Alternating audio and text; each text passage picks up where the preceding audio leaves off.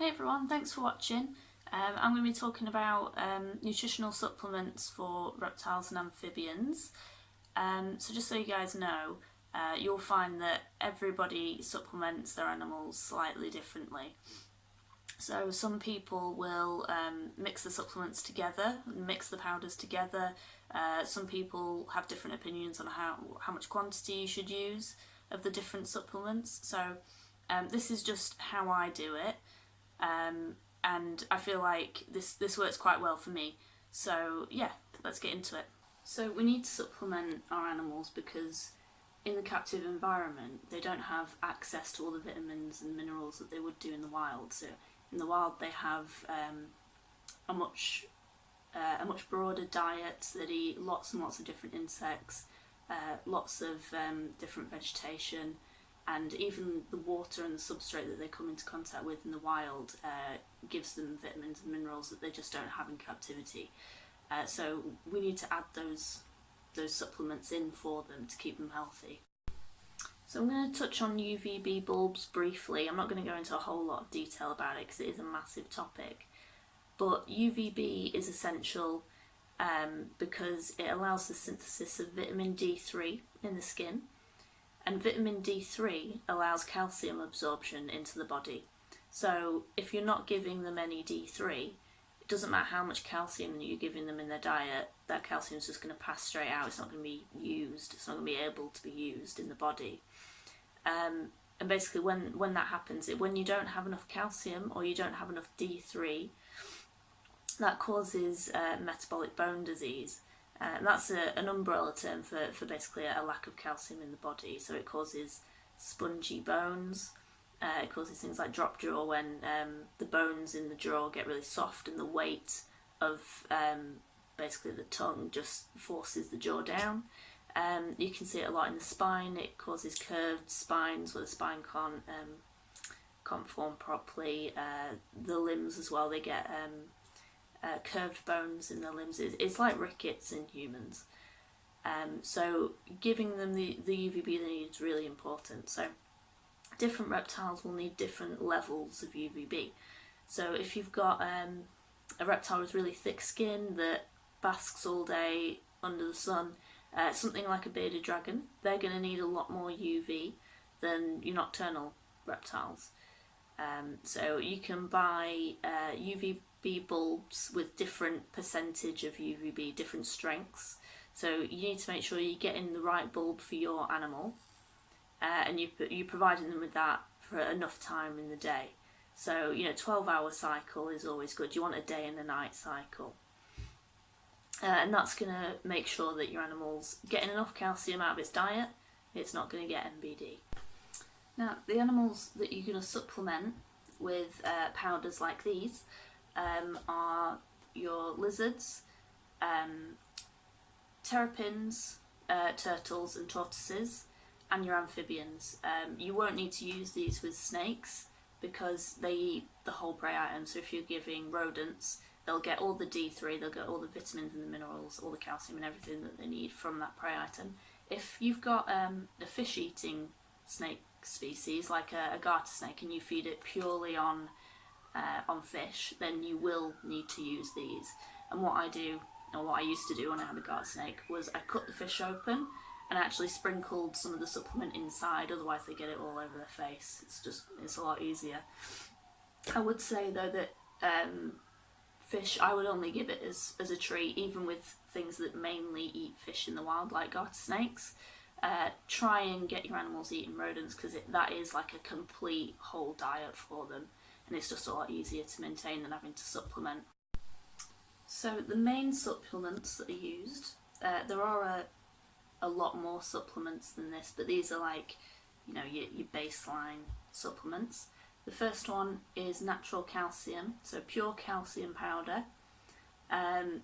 So lots of different brands of this are available. There's Komodo, Rapashi do one, Arcadia do one, and it's just ground calcium carbonate or ground limestone flour.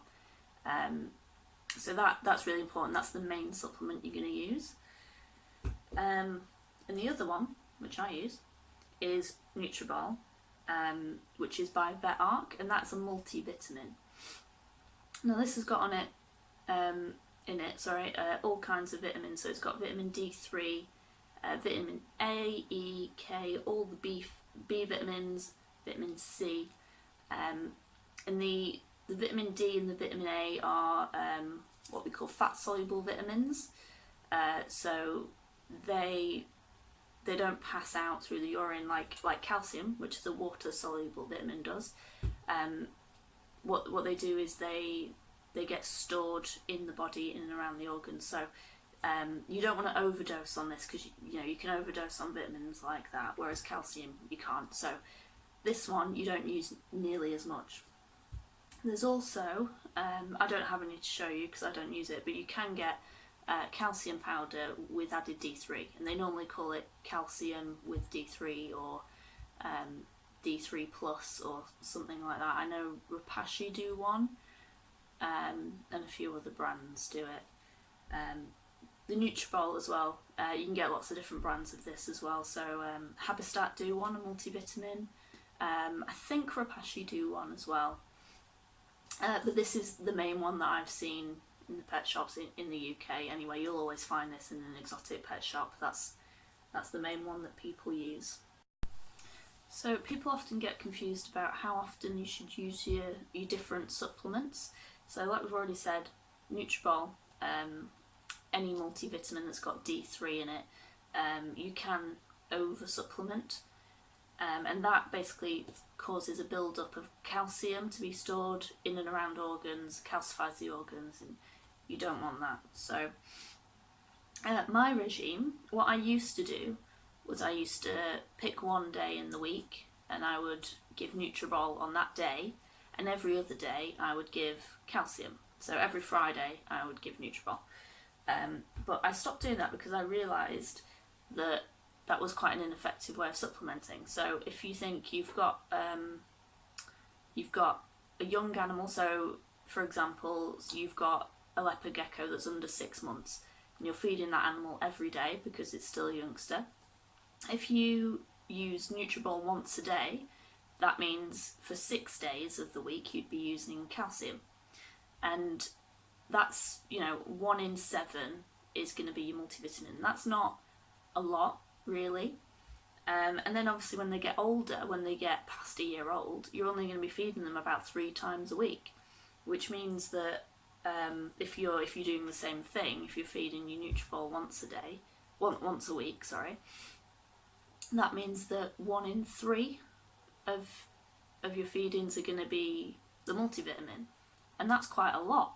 So what I decided I would do, it does make it more complicated, it's harder to remember, but if you feed three feedings with your calcium, and then 1 feeding with Nutritional, and just repeat that. So obviously with each week that goes by, the day that you feed Nutritional is going to change, so you have to keep track of that on a calendar or something, but it's a much more effective way of supplementing. So whether they're very young, whether they're older, if you've got an animal like a herbivore that eats every day, or an animal that only eats 3 times a week, the supplementation is going to be the same.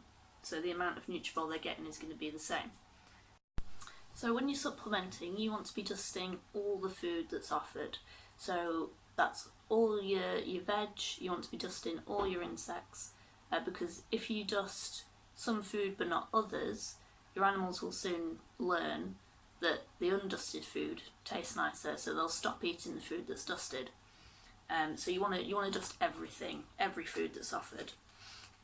Now animals like crested or gargoyles, they're obviously having their meal replacement powder.